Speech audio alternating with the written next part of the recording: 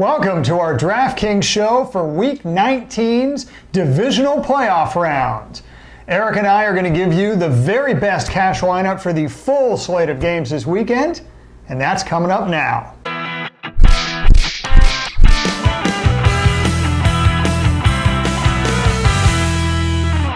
Hello everyone, I'm Gary Kurtzman. And I'm Eric Lee. We are the Fantasy Football Consultants.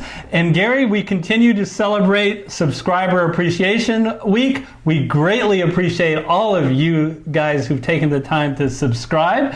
And in honor of that, we are offering a DraftKings free entry for all our YouTube subscribers to win $50. I'll put on the screen the link. You want to sign up for that as soon as possible because a maximum entry are 200, so you want to be one of the first 200, and good luck. We really appreciate everything you guys have done as you support our YouTube channel.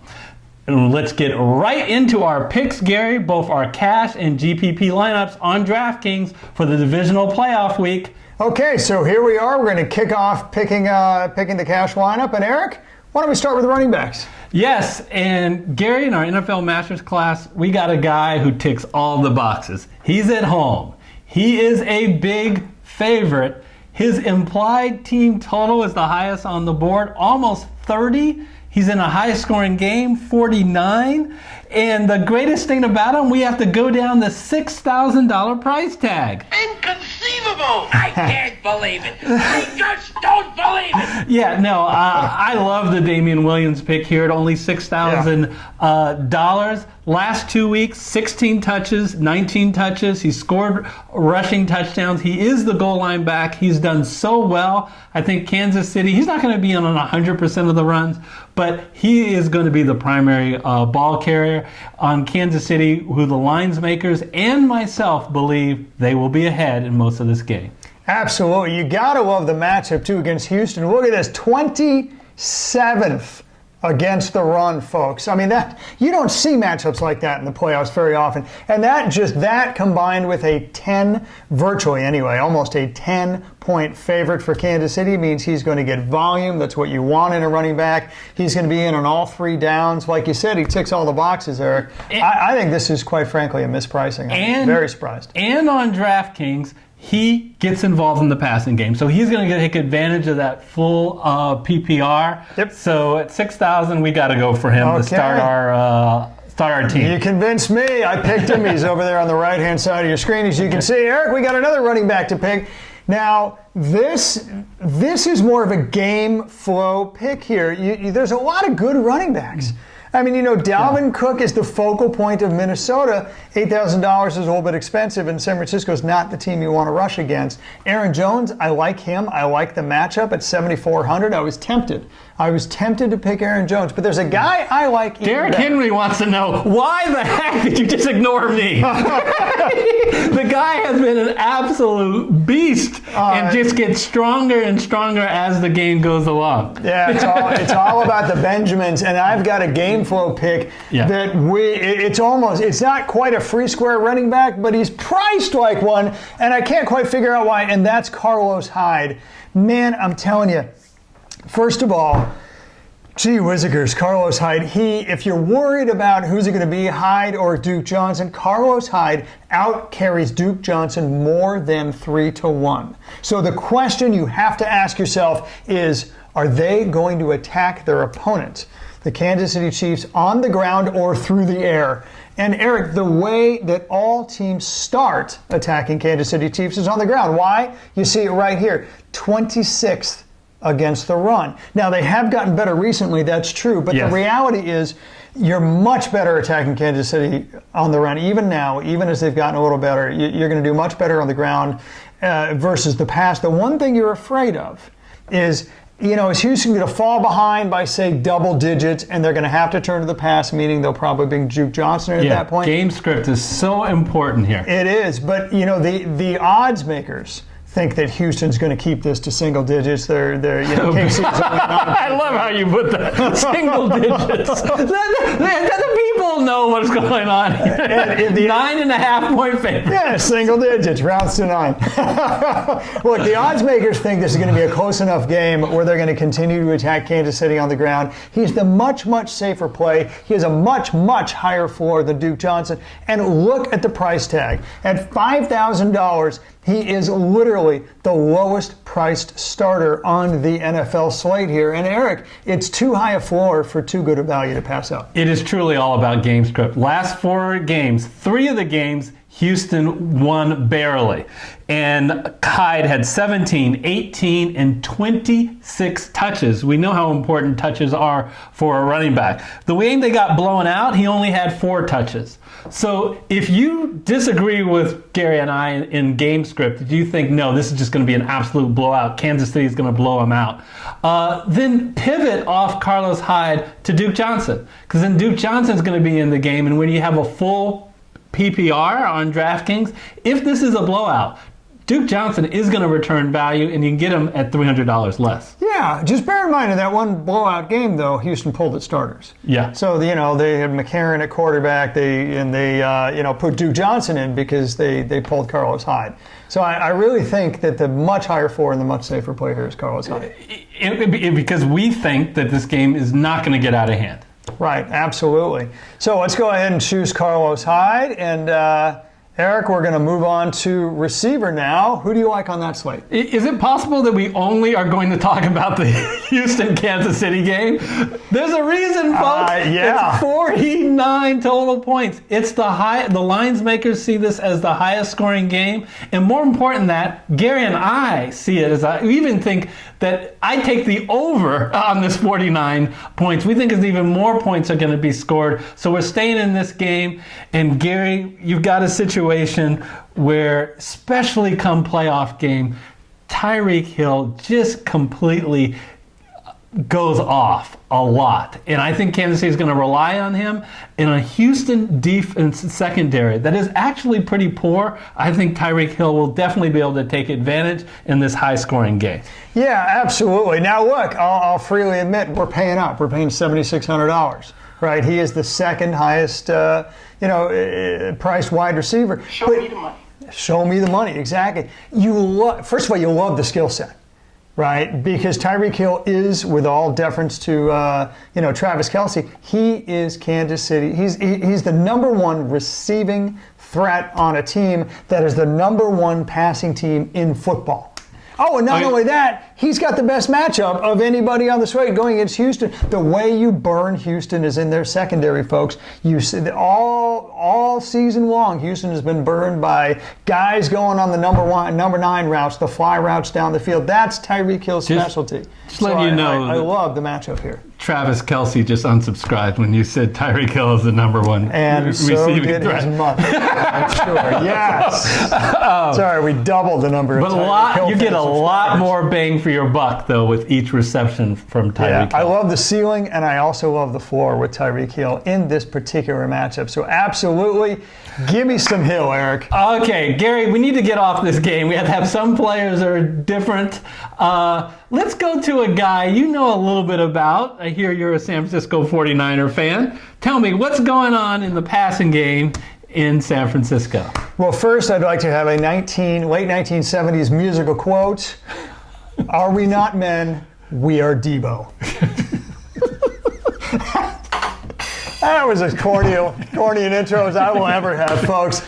Debo Samuel. Let's talk about him. I pretty much gave it away. Look, here's what I don't understand. At $5,200, look how far down on the list I have to go. He's outside the top 10 in terms of pricing. Yeah. He's inside the top 10 in all of the NFL in terms of production. What do I mean by that?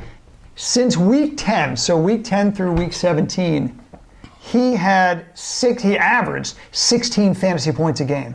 16 fantasy points a game is good for top 10 in the entire NFL, Eric. Look, this guy's produced in the second half of the season. I'm not trying to cherry pick. I'm not trying to throw out the first half. Look, he's a rookie wide receiver, for crying out loud. He's gotten better as the season He has gotten so much better that, George Kittle, okay, is the number one receiving threat on the 49ers. But he's 1A. Deebo Samuel has been 1B to his 1A, and he's not priced anywhere remotely close to anybody who's Kittle-esque. The value here is just tremendous at 5,200. I just don't think DraftKings is quite caught up to Deebo Samuel's production. In all seriousness, so he's a $200 discount on Emmanuel Sanders. Are you saying that you see Deebo Samuel as a Niner fan as a bigger threat than Emmanuel Sanders? Oh, there's absolutely no question about it.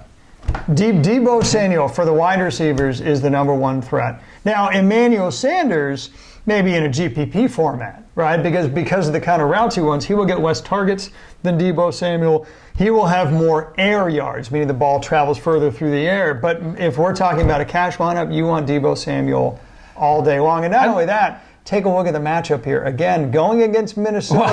Wow, Xavier Rhodes have not been closed in 2 years, folks. You do not have to worry about Minnesota's secondary. This is how you attack him through the air. I'm impressed. And Deebo Samuel is going to be a big part of that. I'm impressed how the Niners want, as the season has gone on, to get the ball in Samuel's hand. Even if they have to hand it to him, they want him to have the ball in his... 5,200 for a top 10 wide receiver in all of the NFL in the second half of the season. To be outside the top 10 in pricing in a playoff format with only 4 games is outrageous. All right, so let's move on. We've spent some money, Gary. Mostly because of hell. This guy. So I give it to you to find some value at wide receiver.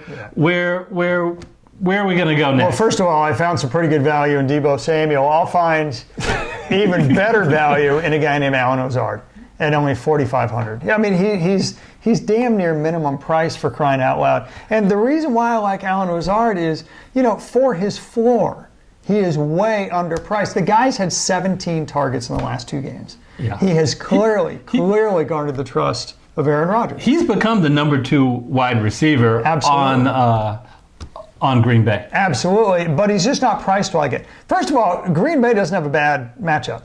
I mean, 14th, this is playoff, folks.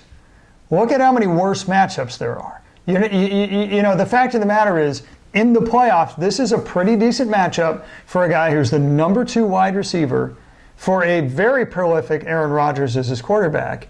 And Eric, at 4,500, look, compared to Devontae Adams at 7,800, I'm not saying Ozard is Devontae Adams, but he's gotten 3 less targets than Devontae Adams over the last few games, and yet he's almost half the price. Let me tell you a little bit about their matchup, because I'm a Seattle Seahawks fan, and I can tell you a little bit about it. There you go. Look, one of the reasons why I go around, I'm going to figure out a way to compliment Russell Wilson. I'm sure you will, if it kills you. Why I think Russell Wilson is so amazing is if you were to put anyone else on this team would be a lot worse. Why? Because the Seahawks have a below average defensive line and a below average offensive line. What's relevant here is the defensive line.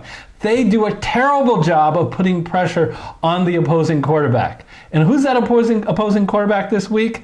Some guy named Aaron Rodgers. If you give Aaron Rodgers time, which I believe the Seahawks will, that gives him an ability to hit down the field Allen Lazard and his routes.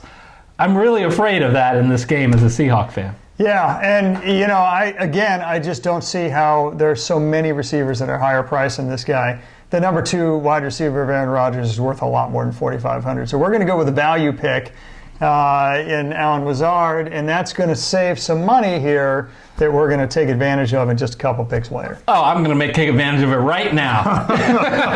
and I'm going home to Seattle for this pick. Oh, you just can't stop talking about the Seahawks, can he? Jeez. Yeah. So let me tell you a little something about the Seahawks. Most people, and they're correct, have said the Seahawks like to run the ball, Gary. They want to run the ball. And that is true. Here's the problem. Chris Carson, out for the year. Rashard Penny, out for the year. CJ Prosise, out for the year. They're down to their cast-off, who's come back, beast mode, who's not beast mode, folks, but he's great for short runs, but he's not going to be... They're much worse off, okay? Just trust me. Last week, 17 carries, 19 yards. All right. Now, Some admittedly, of that's Philly. No, admittedly, Philadelphia has a great line, and Green Bay doesn't. But because they're not going to be able to just line up and run the ball all the time, they're going to have to succeed in this game, they're going to have to pass.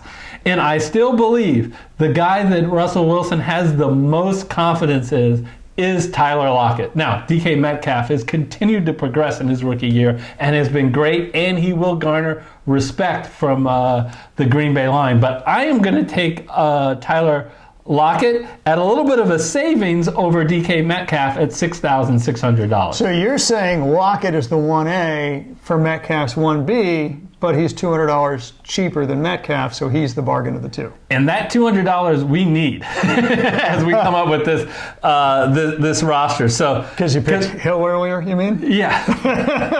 Anyways, just remember, Josh Gordon is gone.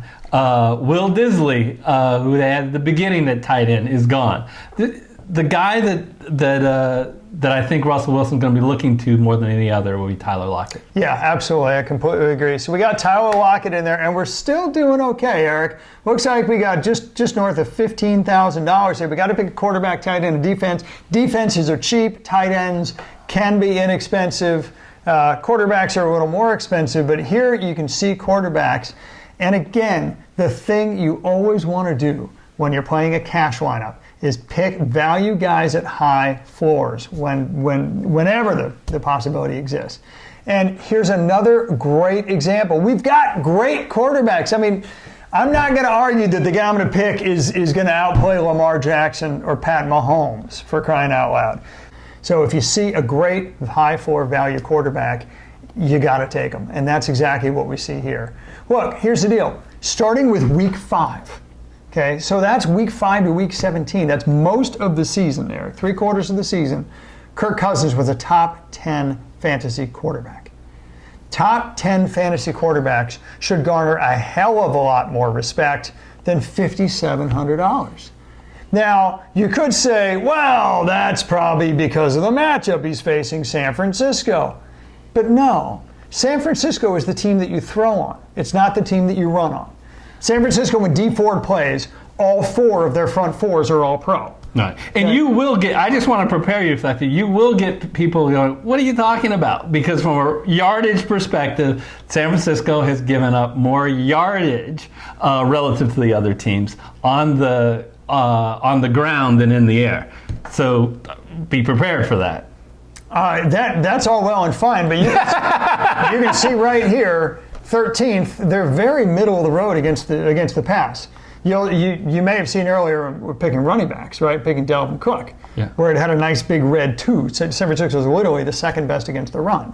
But they're very average against the pass because, quite frankly, they don't have a good alternative at the second cornerback opposite Richard Sherman. And so you always end up attacking the left side of the field. And that's the way that Minnesota's going to win this game. They're going to win this game through the air, and they're going to do it with a quarterback that has an incredible. He has a top 5 efficiency ratio, right? In quarterbacks in the NFL, top 10 in fantasy points, and frankly, he does better away from the dome. He does better in his away games than he does in the home games. So I'm not concerned at all that he's going to San Francisco and playing on grass instead of playing in the dome. That probably arguably helps him. It's clearly the better matchup. You pass on San Francisco instead of running. And to me, it's literally just an insane value. He's priced within $300 of the bottom of the QB list, and yet he's been playing for 3/4 of the season at his top 10 level. I frankly just don't get it. High floor, great value. I'm picking Cousins. So can I quote you as saying, as far as Kirk Cousins, you like that? All right, so let me. By the way, he's $7,600. He's $7,600 on FanDuel. Okay. So he's obviously a huge bargain. So let me make a comment supporting this pick, and then I want to get a discussion because I think it's worth having a discussion about something that I want to get your opinion on.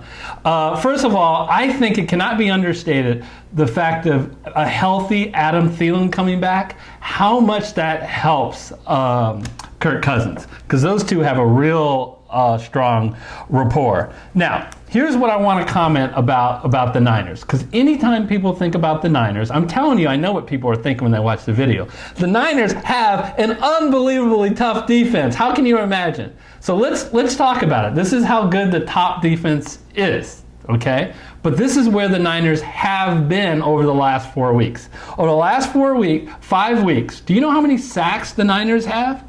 They've gotten 4 sacks in 5 games. Non-existent in pressuring the quarterback. Also, the last 4 games, they've given up 21, 31, 29, and 46 points. Now, I get it. The Niners are supposed to get 3 really important defensive players back. D. Ford, Alexander, and Tart, right? Mm-hmm. But the question is, they've been this bad relative to the perspective. Does it move them here? Does it move them here? How much getting to you're the Niner fan, how much getting those 3 guys back moves it back to what the perception is versus somewhere in the middle?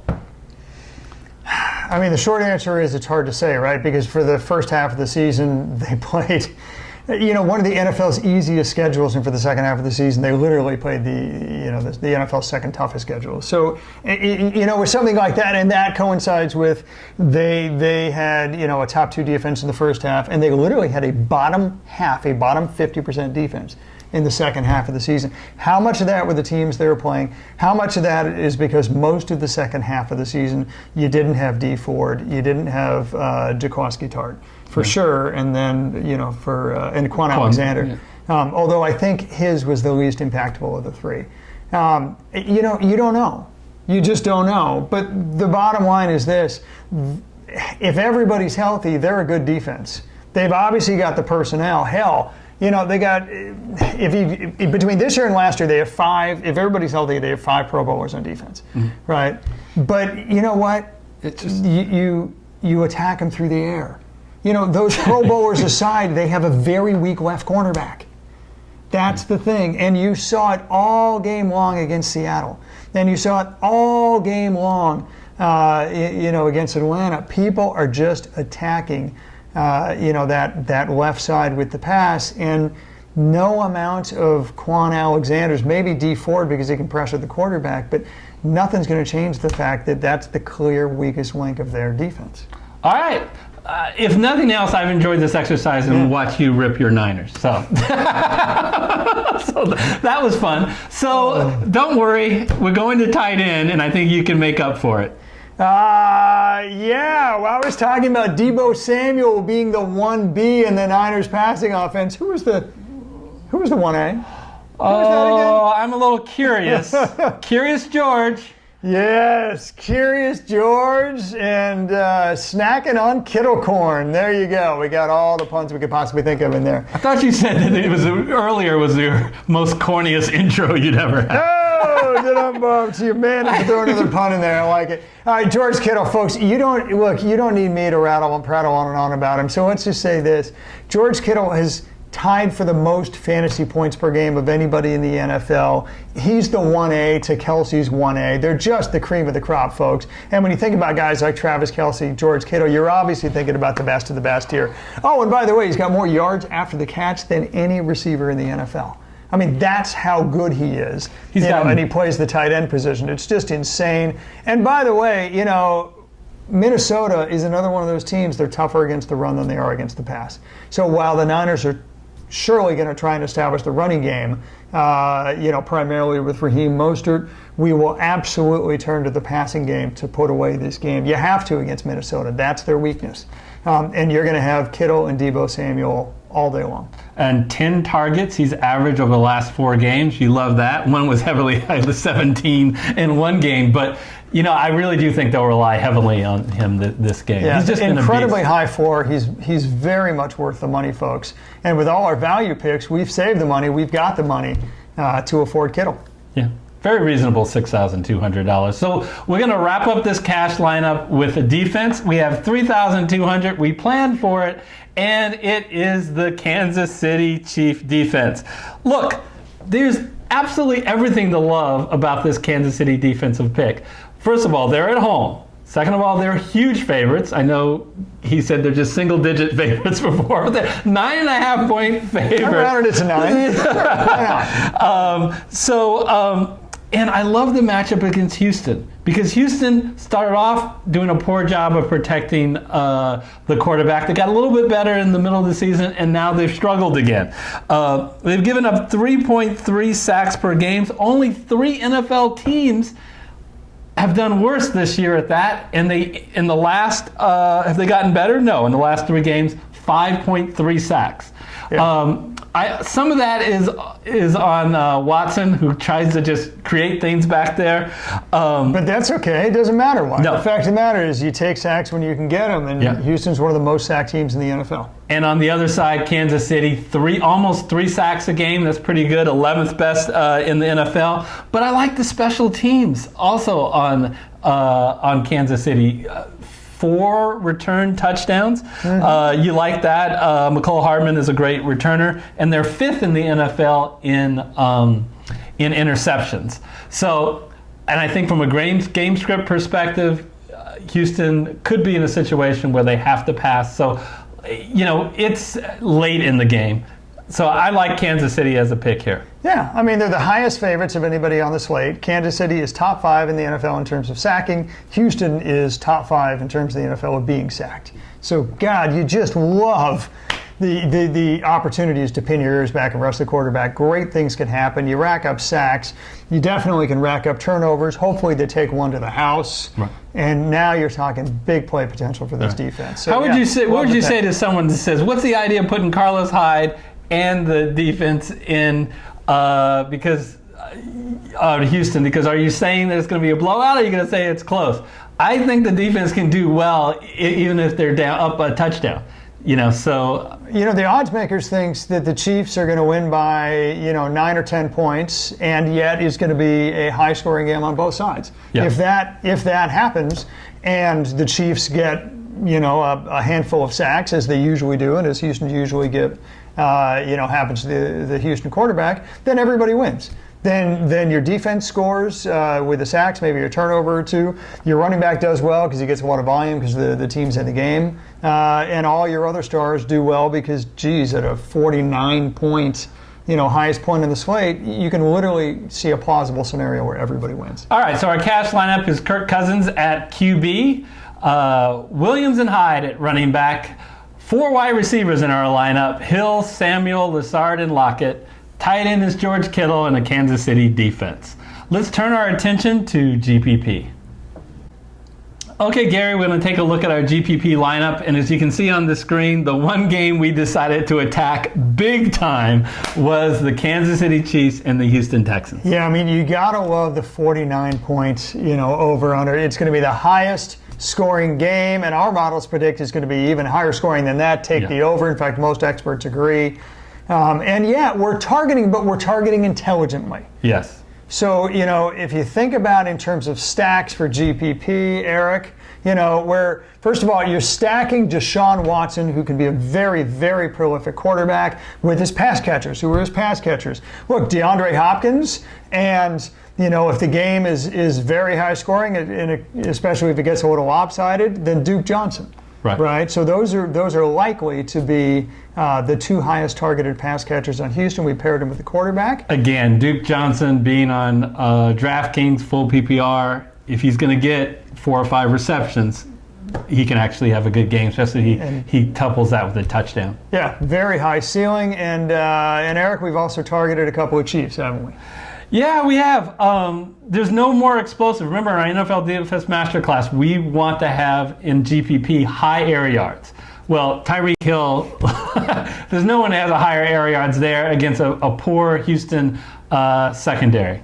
And Damian Williams, who can catch passes and run the ball. Look, if you tell me that Kansas City's going to get 4 or 5 touchdowns, Hill and Williams are going to be a big part of that. Yeah, absolutely. And again, in GPP, you just you have to think of the plausible game script in a high-scoring game, and how do you take advantage of that? And you've got the 2 most prolific touchdown scorers on a per-game basis on Kansas City. You've got the 2 most prolific pass catchers, especially in lopsided games.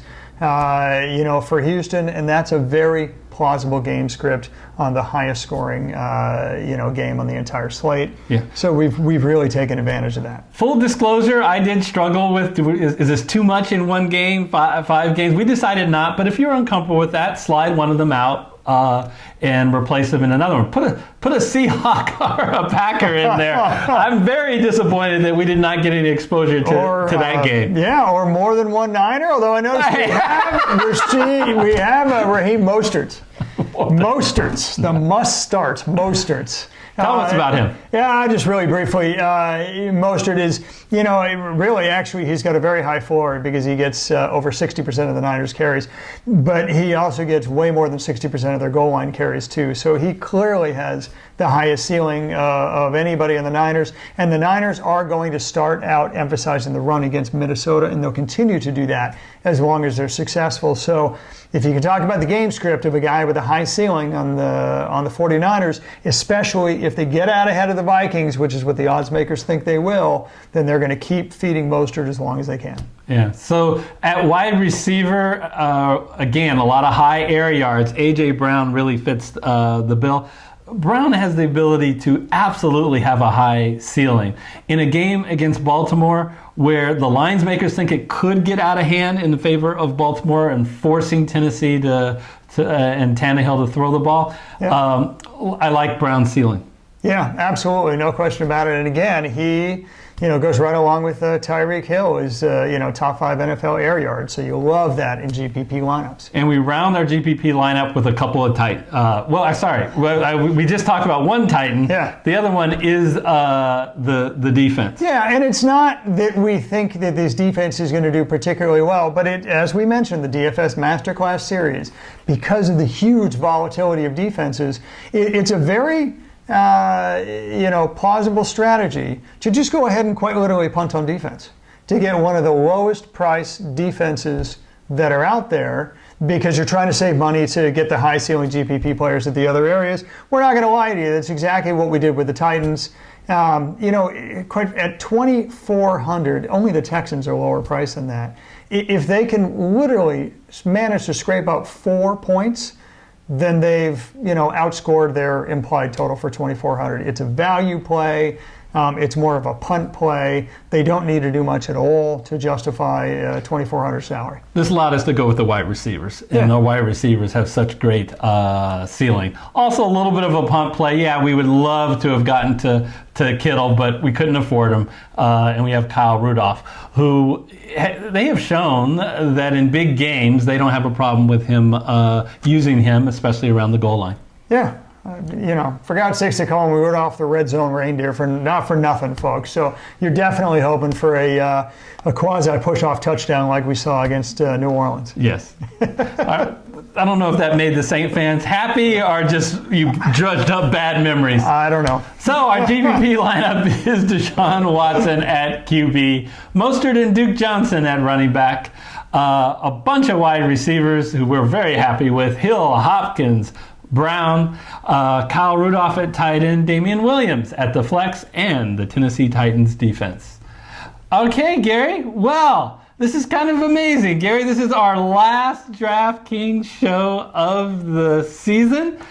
Don't worry, we will be back. We will remind you guys that you want to make sure you hit the subscribe button and then the bell icon, because when we do come back in the preseason, July, August timeframe, we're going to be having a bunch of contests, a bunch of exciting things that you want to know about, so be sure you're subscribed. Unless, of course, my San Francisco 49ers and his Seattle Seahawks managed to win their games this weekend and go to the NFC Championship. If that's the case, you will see us back here next week, boxing gloves on, ready to rumble. We'll do a captain's format show because, of course, there'd only be 2 games next week. You're going to see a lot of fireworks about who we should pick between the 49ers players and the Seahawks players, but we will only film that show next week if both teams make it to the NFC Championship game, so go ahead and root for that. And if that does not happen, then you're on your own to figure out the slate between Minnesota and Seattle. All right, anyways, Gary, It was a pleasure to have you back going over the DraftKings line. We remind you that you will want to check this video out. It was a little fun video where Gary and I, we usually are together coming up with a lineup, but we're going against each other in our FanDuel lineup for the Divisional Playoffs. We remind you in how we started that this is Subscriber Appreciation Week, and we really appreciate you guys. So until we see you in our next video, take care. All right, take care and have a great slate of games.